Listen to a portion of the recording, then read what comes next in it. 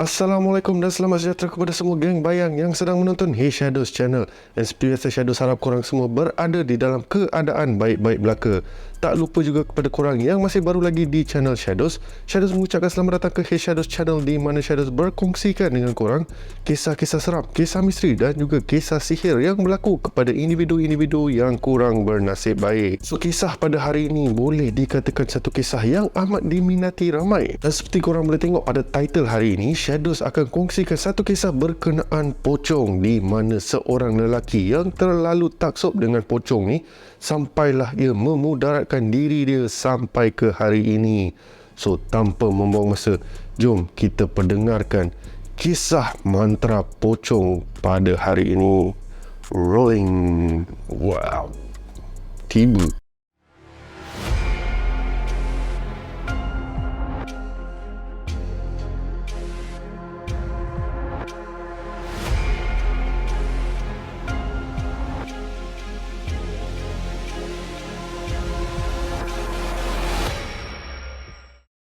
Pocong, gula-gula, hantu bukus dan macam-macam lagi gelaran yang diberikan. So, apa itu pocong? Siapakah pocong? Dan di manakah pocong? Amboi, lain macam. Dah macam pemberita. So, Shadows ingin berkongsikan sedikit perkongsian tentang pocong ni. So, pocong ni merupakan satu badan yang dibungkus dengan kain kapan. Sama macam mana kita akan dibungkuskan satu hari nanti. Cuma beza pocong ni, kerja dia mengganggu umat manusia. Sebab seperti kita yang beragama Islam tahu, yang pocong ni tak lain dan tak bukan adalah jin. Alright, so dikatakan asal pocong ni disebabkan si mati di kapan dan kapannya tak dibuka. So mitosnya juga mengatakan selepas 40 hari, kalau ikatan tu tak dibuka, pocong ni akan melompat dari kubur dia dan menghantui penduduk bumi untuk bagi reminder untuk buka ikatan kapannya. Macam tu mat dia punya cerita ataupun mitos dia. Dahsyat weh. Right, mungkin adalah bermacam-macam mitos-mitos yang lain yang aku tak tahu. Korang boleh kongsikan di ruangan komen. So, rupanya bermacam-macam jenis. Ada yang ada mata, ada yang tak ada mata. Ada yang mata merah, muka pucat, muka seperti mereput dan banyak lagi. Dan seperti kita tahu, pocong ni kerja dia melompat. Tapi tahukah kamu, dia boleh membuat lebih daripada lompat. So dia ni laju weh. Kalau terserempak, berjaga-jagalah. Tak cukup nafas man. Okey, so kisah pada hari ini melibatkan seorang lelaki yang bernama Farouk yang berasal dari Johor Bahru. Dia ni merupakan seorang salesman yang boleh dikatakan agak berjaya lah. Serata Malaysia ni dia akan jejak demi mendapat salesnya. Dan semestinya favourite boss dia lah. Mana dia nak pergi tak ada hal, ditanggung oleh syarikat. So dalam kesibukan bekerja ni, Farouk ni pun ada hobinya macam kita juga. Tapi bezanya, hobi dia ni pelik dan Farouk ni terlalu taksub dengan hobi dia ni. So hobi apa yang ni taksub sangat? So antara hobi si Farouk ni, dia suka cari pocong. Dari pertama kali dia pernah dengar pasal pocong sampailah dia dah bekerja semua, dia tak pernah give up mat. Dia akan non-stop pergi ke tempat-tempat yang kononnya ada pocong. Namun usaha dia sentiasa dikecewakan sebab tak ketemu dengan pocong. Walaupun begitu, member still tak give up. Even dulu time PKP yang dikatakan ada serangan pocong semua benda tu, dekat Sabak Bernam tak silap aku, member sanggup terjah. Tapi walaupun banyak footage dekat social media, tapi sepanjang dia ada dekat sana, tak ketemu langsung pun dengan makhluk tu. So Farouk ni adalah seorang kawan rapatnya yang bernama John. So banyak kali jugalah kawan si Farouk ni, yang John ni, bertanyakan kepada Farouk, weh, kau tak serik ke asyik mencari pocong? Yang in the end tak ada apa-apa pun. So Farouk ni akan sentiasa memberi alasan yang selagi dia tak jumpa pocong, dia tak puas hati. Dia still nak jumpa dulu, baru dia puas.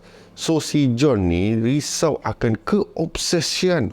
Keobsesian man si Farouk ni. Sebab Farouk dikatakan sanggup belanja banyak wang semata-mata nak tengok makhluk tu tau. Mat, kau ingat ni Pokemon ke apa? Nak cari makhluk rare. Lepas tu apa? Tangkap. Jadah sial. Banyak lagi kot benda boleh buat. Tapi itulah yang ditaksubkan. And itulah Farouk. Pelik sikit hobi dia. Tapi satu benda yang boleh kita pujilah level konsistensi Farouk ni, demi nak dapatkan apa yang dia nak, tapi itulah benda dia fokus tu salah. Alright, so adalah satu hari ni salah seorang rakan setugasnya yang tahu akan minat si Farouk ni bagi tahulah Farouk yang ada beberapa cerita ada penampakan makhluk tersebut di perkampungan Felda di Perak. So Farouk ni pun tak nak buang masa, terus minta bos dia cuti, dan keesokan harinya bersama dengan rakan temannya iaitu John menuju ke perkampungan Felda di Perak. Korang mesti terfikir, weh, senang gila mat dia ni dapat cuti. So seperti Shadows cakap time awal-awal video ni, Farouk adalah antara mereka yang disayangi oleh bos. Paling gempak dengan sales dia lah. So disebabkan itu, bab cuti ni semua memang senang lah untuk dia dapat kan. So pada malam itu jugalah Farouk dan juga John bergerak ke Perak. Sebab Farouk ni tak sabar nak sampai sana. Which kali ni dia dapat rasa macam, boleh jadi ni, boleh nampak kali ni. So John yang dah tahu kepala gila kawan dia ni, pada waktu yang sama mencarilah mana-mana hotel ke homestay ke untuk bermalam dekat sana. Sebab once si Farouk ni masuk cari pocong mood dia, terus tidur, makan, minum, tak wujud dah. Dia benda tu semua benda yang tak penting. Yang dia tahu dia nak cari makhluk tu. So perjalanan yang mengambil masa lebih dari 4 jam tu akhirnya berakhir dengan mereka berdua tiba di Perak. And time tu jam menunjukkan dekat pukul 3 ke 4 pagi macam tu. So si John ni dah jijik lah, dah tidur dalam kereta. Manakala si Farouk ni excited nak cari, berhenti dekat ladang kelapa sawit semua, gigih mencari di mana agaknya makhluk tu berada. Namun disebabkan dia tak sure bahagian mana kampung tersebut dilanda pocong, maka Farouk pun gerakkan si John ni, tanyalah dapat hotel ke apa ke tak semua benda tu. Barulah time tu Farouk start fikir mana dia nak tidur malam tu. Sepanjang perjalanan tak dia duk fikir pasal makhluk tu. So John pun bagi tahu dia yang dia dah book satu homestay berdekatan dengan kampung Felda, dan mereka pun menuju ke homestay tersebut. And epic part, kunci tu disorok dekat kawasan rumput. Boleh cari and boleh masuk. Ini pun salah satu benda yang rare bagi aku. Tapi dahsyat lah, at least mudahlah kerja diorang kan. So lepas dah masuk ke dalam rumah semua, diorang pun bersihkan diri dan memasing ke bilik diorang dan lelapkan mata. Namun Farouk pula lain cerita dia, sebab dia tak boleh tidur. So Farouk punya tak sabar, dia rasa nak jalan kat kawasan kampung berdekatan, tunggu time subuh, time orang keluar menunaikan solat subuh semua benda tu. Dia nak try nasib tanya orang kampung, kod-kod adalah peluang tanya pasal makhluk tersebut. Tapi Farouk tahu sekiranya dia bertindak begitu, memang orang akan rasa pelik. Tertiba orang luar datang tanya pasal pocong mat. So Farouk pun decide untuk masuk tidur dulu. Bila pagi menjelang, dia pun sanggerak lah ceritanya untuk interview orang-orang kampung. So pagi pun menjelang, matahari pun dah terpacak. John pun bangun lah dan cari ke mana hilangnya member dia seorang ni. Sebab Farouk tak kelihatan dalam rumah. So John pun mencari-cari lah sampailah John dengar ada orang dari luar rumah. And time tu lah kedengaran Farouk yang berada di luar rumah. So John pun jam lah, tanyalah dekat si Farouk, "Weh, bila kau keluar mat?" Farouk pun cakap dia keluar awal pagi tadi saja nak dengar apa orang kampung cakap pasal pocong ni. Sampai level tu mat, Farouk sanggup weh. So mengikut orang kampung, rupanya bukanlah pocong sebenar pun. Budak-budak kampung ni buat prank untuk takutkan orang, lepas tu upload dekat social media.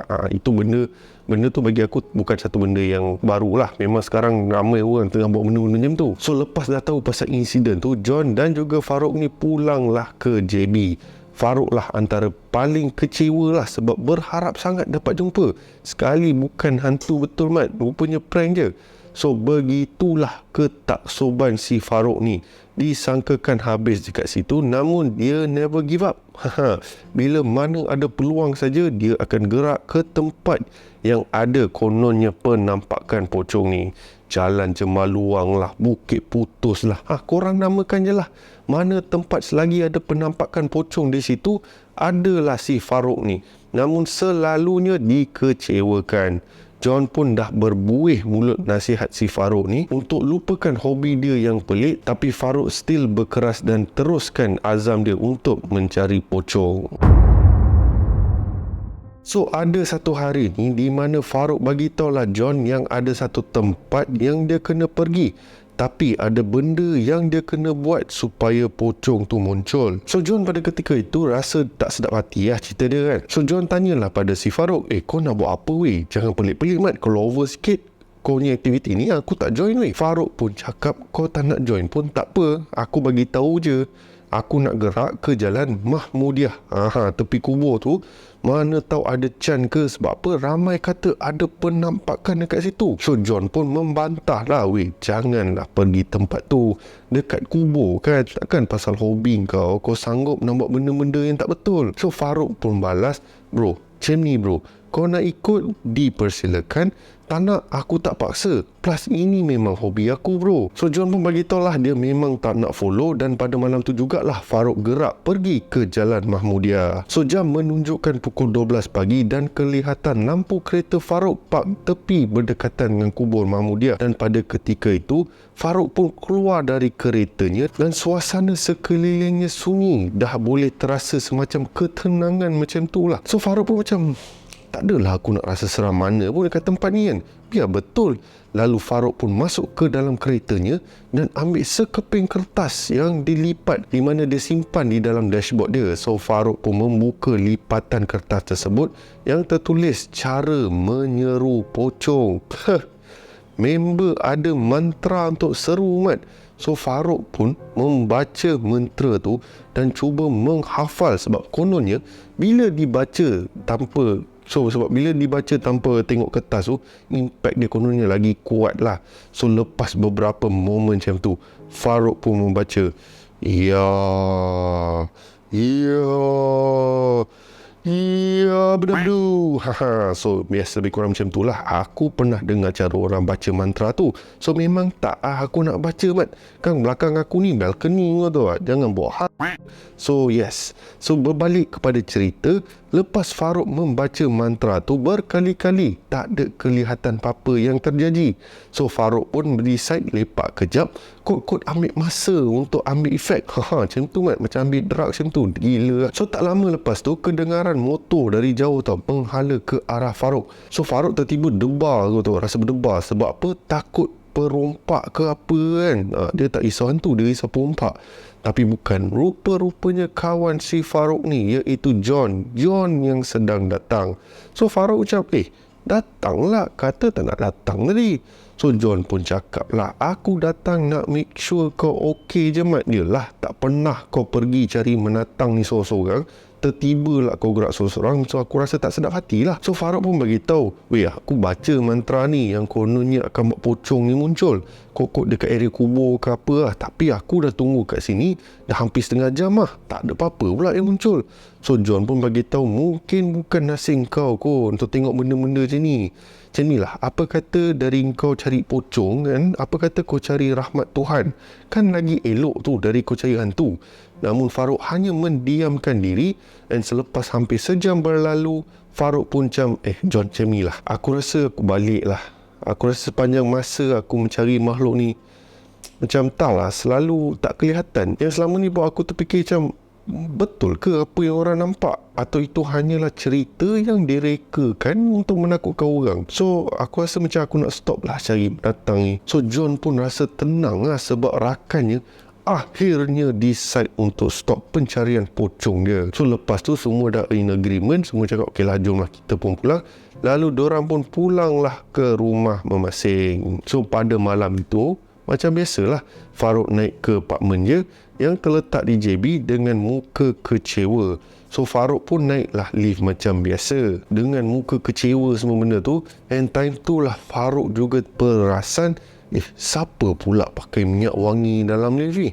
Wangi betul weh. Seelok sahaja tiba di tingkat 10, Farouk pun keluar daripada lift dan menghala ke arah unitnya. Namun Farouk berasa pelik. Sebab apa? Bau wangian tadi tu yang dia bawa dalam lift tadi tu masih terhidu walaupun Farouk dah masuk ke dalam unit dia. So Farouk tertanya-tanya lah, minyak wangi ni siapa lah yang sampai ikut aku ni? Dahsyat betul. Farouk pun mengabaikan bau tu dan membersihkan diri semua dan bersiap untuk masuk tidur. So time Farouk tengah menyelesakan diri semua, tiba-tiba Farouk terdengar satu bunyi yang Farouk tak pernah dengar dalam hidup dia. Suasana bilik dalam keadaan gelap dan kedengaran bunyi macam ni.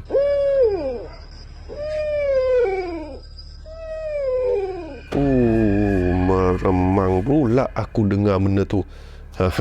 So Farouk fikir pada awalnya mungkin bunyi anjing. Tapi siapa je yang bela anjing dekat sini? Farouk cuba tidur namun bunyi non-stop sampailah waktu subuh macam tu. And time tu lah bunyi tu hilang.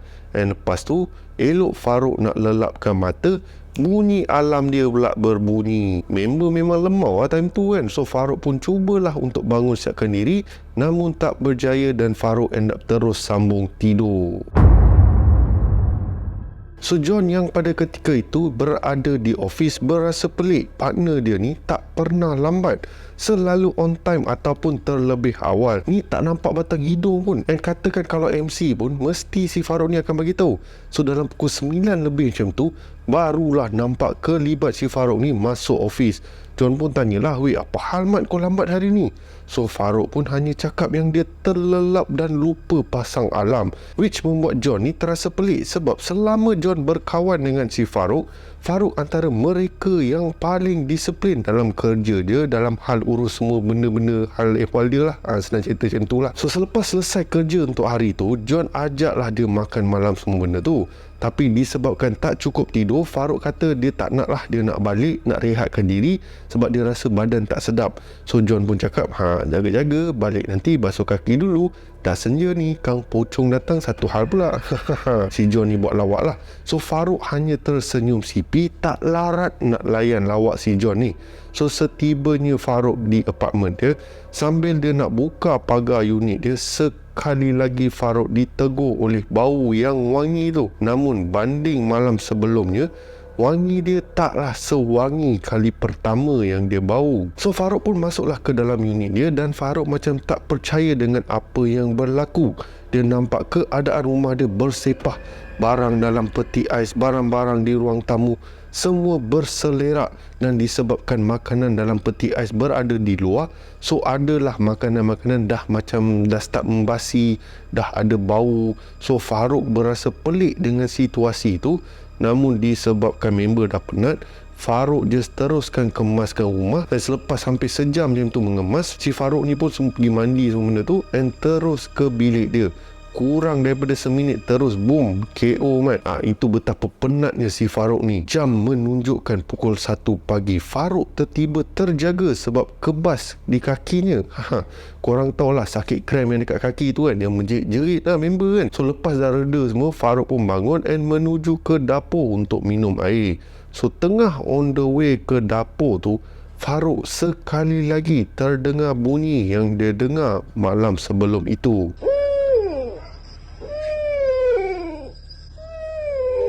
So Farouk time tu fikir, alamak, takkan bunyi ni lagi kan? Takkan endap tak tidur lagi aku ni? Aduh, bunyi apa ni? Sial, mana datang bunyi ni? So Farouk pun keluar daripada rumahnya mencari bunyi tersebut. Namun luar rumah dia senyap. Farouk pergi ke arah balkoninya pun sama juga, senyap. So bunyi tu hanya boleh didengari ketika Farouk berada di dalam rumah. So walaupun Farouk cubalah bermacam-macam cara untuk blok bunyi itu, namun tak berjaya. Entah kenapa bunyi itu seolah-olah bermain di dalam otak si Farouk. So Farouk tahan dengan bunyi itu sampailah dekat subuh macam tu, barulah hilang dan sekali lagi Farouk terlelap dan lambat ke office. So hari demi hari, John perasan yang perangai si Farouk ni makin hari makin berubah tau. Selalu lambat, selalu kelihatan letih, tak bermaya. Nampak macam susuk badannya makin menurun. And John pun tegurlah si Farouk ni. "Weh, kau ni kenapa doh? Lain sangat dari Farouk yang aku kenal." Biarlah," jerit Farouk. "Aku hal aku, engkau hal engkau." Dan Farouk terus keluar daripada office dalam keadaan marah macam tu. Tak pasal-pasal marah member. And John time ni fikir, ada benda yang tak kena dengan si Farouk ni. Dan John pun syak berkemungkinan besar ada kena-mengena dengan mantra yang telah si Farouk ni baca pada malam tu. Dan disebabkan itu, John membuat keputusan untuk ke rumah Farouk tanpa memberitahu Farouk. So malam tu John bijak mat. Dia ajak salah seorang rakannya yang juga merupakan seorang pengamal perubatan yang dah biasa dengan bab-bab paranormal ni. So setibanya John dan juga Suhaimi di pekarangan unit Farouk, tiba-tiba Suhaimi berkata, Tunggu jap, ada benda tak kena dengan rumah ni. Ada 3 orang dalam rumah ni, and plus udara dekat kawasan rumah kawan kau ni, aku terasa macam berat semacam. Macam satu dari dunia yang nyata and 2 lagi dari alam yang sana. So John pun tanyalah, kenapa ni? Kau rasa apa? Ada yang berdamping dengan kawan kau ni. Tak apa tu, macam ni lah, kita kena masuk cepat. Kita kena rawat member kau secepat mungkin. So John pun ketuklah pintu sementara Suhaimi ni menyorokkan diri dari pandangan Farouk. So Farouk pun membuka pintu and tengok John berada di luar pagar. So Farouk ni pun tanya, kau buat apa datang sini kan? So John pun cakap, tak ni apa, ada benda ni mak aku kirim tu kau, ada makan macam tu lah. So Farouk pun membukalah pagar unitnya dan seelok sahaja dia buka pintu tu, Suhaimi terus rush and tolak Farouk masuk ke dalam rumah ke atas sofa dan menahan Farouk daripada bangun. And John pula cepat-cepat tutup pintu dan Farouk mulalah start meracau semua benda tu. And apabila si John pandang Farouk, sekali imbas dia tak nampak langsung wajah muka rakannya. Apa yang dia nampak, ada satu wajah yang bengis dan teramat hodoh. So Suhaimi terus memanggil John, suruh ambil barang-barang yang dibawa oleh Suhaimi dekat dengan dia supaya dia boleh start sesi berubat. So sepanjang 2 jam lebih macam tu, bermacam-macam cara yang dilakukan oleh Suhaimi untuk halau benda tu dari Farouk. Tapi makhluk tu still berkeras untuk keluar dan tinggalkan Farouk. Tiba-tiba Farouk bersuara, Kenapa kau nak halau kami sedangkan tuan kami yang seru kami? Engkau tak ada hak ke atas dia. So Suhaimi tak layan apa yang Farouk ataupun makhluk tu cakap dan terus membaca segala petikan yang ada di dalam Al-Quran untuk mengeluarkan makhluk tu. Selepas hampir 3 jam lebih, akhirnya makhluk tersebut berjaya dikeluarkan dan dimasukkan macam dalam sejenis botol kecil macam itulah yang siap dibalut. So John pun tanyalah, makhluk apa yang berdamping dengan Farouk ni? Lalu Suhaimi pun cakap, pocong John. Penat John, penat. Cuba kau terang kat aku sikit, macam mana ada 2 pocong berdamping dengan dia ni? Lalu John pun menerangkan apa yang telah Farouk lakukan. So Suhaimi menggelengkan kepala dia, tak percaya dengan apa yang telah dilakukan oleh si Farouk. So dalam beberapa minit macam tu, Farouk pun mula sedarkan diri dalam keadaan yang blur-blur macam tu, tak tahu apa yang dah berlaku. Lalu John pun terangkan pada Farouk yang Suhaimi telah membuang makhluk-makhluk yang berdamping dengan Farouk. Dan Farouk pun cakap,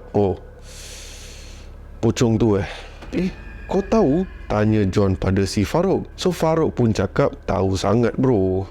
Diorang ni menghantui aku lepas aku baca mantra-mantra tu. Almost every night lah aku kena ganggu dengan diorang ni tau. So Farouk pun menceritakan apa sebenarnya yang telah berlaku. So seperti yang korang tahu, berhari-hari Farouk mengalami gangguan dengan bunyi-bunyian dan segala perkakas-perkakas dia terabur dalam rumah. Dan pada awalnya Farouk sentiasa bau sesuatu yang wangi, namun bila hari berganti hari, bau wangi tadi menjadi sangat busuk sampaikan Farouk ingat ada binatang yang mati di dalam rumahnya. Tapi lagi teruk daripada tu tau. So bau tu akan hilang apabila Farouk keluar daripada rumah tau. Ada sampai satu momen sampai Farouk termuntah-muntah bau rumah dia tau. Dia cuba beberapa kali bagi tahu hal ni pada John, tapi dia tak tahu kenapa tiap kali dia nak bagi tahu something dekat John, mulut si Farouk ni seperti dikunci. Macam kena tahan macam tu. Sampailah satu malam ni, apabila Farouk pulang dari kerja, dia dengar bunyi yang selalu dia dengar, tapi kali ni bukan waktu yang dia dengar, iaitu dalam pukul 1 ke 3 pagi macam tu lah. So seeloknya time maghrib, Farouk akan dengar bunyian-bunyian tu tau. So tengah Farouk nak masuk bilik dia, pada masa itulah Farouk nampak ada dua bentuk badan seperti sedang baring di atas katilnya. So disebabkan gelap, Farouk tak nampak apa-apa. So apa dia buat? Dia on lah lampu dulu. Dia nak tengok apa yang ada dekat atas katilnya. Namun bila dibuka lampu, tak ada apa-apa yang kelihatan pun atas katilnya. So Farouk hanya fikir mungkin mainan mindanya, sebab ialah penat sangat semua benda tu lah. Dan pada malam tu bila Farouk nak masuk tidur, Farouk dapat satu aroma yang kurang menyenangkan dalam bilik dia dengan begitu kuat tau. Dan Farouk terasa seolah-olah dihimpit. Farouk macam fikir, apa hal aku rasa katil aku ni sempit padahal queen size kot. So seelok Farouk gerakkan tangan dia, Farouk terasa seperti ada tubuh badan seseorang yang berada di atas katilnya. So Farouk dah rasa tak selesa dah lah bau yang dihidu oleh Farouk makin bertambah kuat. So seelok Farouk pandang ke arah kanannya, Farouk dapat nampak ada satu wajah seolah-olah dibakar macam tu sedang memerhatikan Farouk. Dan disebabkan terkejut, Farouk pun terus berpaling ke arah kirinya dan belah kirinya juga ada makhluk yang sama. So Farouk pun terus lompat dari katilnya dan lari keluar daripada bilik dia. Dan apabila Farouk nak keluar daripada bilik unit dia, Farouk nampak makhluk tu berdiri di pintu keluar, dibaluti kain kapan dengan hanya menampakkan wajah makhluk tu. Dan Farouk dia hanya terkaku, tak tahu nak buat apa-apa lah, tak tahu mana nak lari semua benda tu. Farouk nak patah balik ke bilik dia dan dia nampak seekor lagi berdiri di luar bilik dia sedang memerhatikan si Farouk. So tanpa Farouk sedar, kedua-dua makhluk tersebut bergerak dengan begitu laju mendekati Farouk. Dan lepas tu Farouk dah tak ingat apa-apa dah apa yang berlaku sampailah bila Suhaimi dan juga John berada di rumah.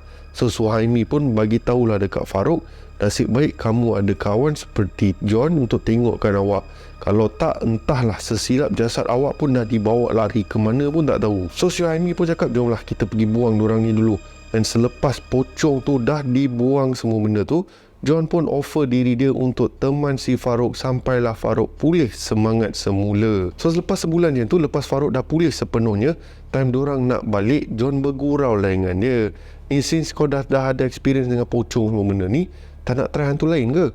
So Farouk hanya tergelak dan masuk dalam kereta dia dan menuju pulang. Dan John perasan lah yang Farouk terjatuh card holder dia pula. Alamak. So John pun kutip lah card holder tu. And time tu lah John nampak ada kertas yang tebal dengan tulisan berwarna merah dalam card holder tu. So John pun buka lah lipatan kertas tu. And alangkah terkejutnya apabila dia nampak mantra yang ditulis oleh Farouk dulu masih disimpan oleh Farouk. Dan John hanya tergamam dan tanya pada diri dia, adakah Farouk masih membela pocong tu lagi? So begitulah kisah kita pada hari ini, kisah seorang yang terlalu taksub dengan pocong sampaikan memudaratkan diri dia. So ingatlah geng bayang semua kisah-kisah seram yang dikongsikan anggaplah sebagai satu hiburan dan janganlah terlalu taksub sehingga memudaratkan diri sendiri. Alright, so sekiranya korang suka dengan konten yang Shadows kongsikan, jangan lupa tekan butang like, share dan juga subscribe. Kepada korang yang masih lagi belum subscribe ke Hey Shadows channel, diikuti dengan bell notification supaya mana-mana video yang Shadows uploadkan korang akan diberitahu terlebih awal. So Shadows juga ingin mengucapkan terima kasih kepada semua yang hadir menonton kisah kali ini. Sokongan korang amat Shadows hargai dan Shadows minta maaf sekiranya terdapat sebarang kekurangan dari pihak Hey Shadows channel. So seperti biasa, nama aku Shadows and by the orders of the Shadows, stay safe, stay healthy, sehingga kita berjumpa lagi di kisah seram yang akan datang. Assalamualaikum. Ciao guys.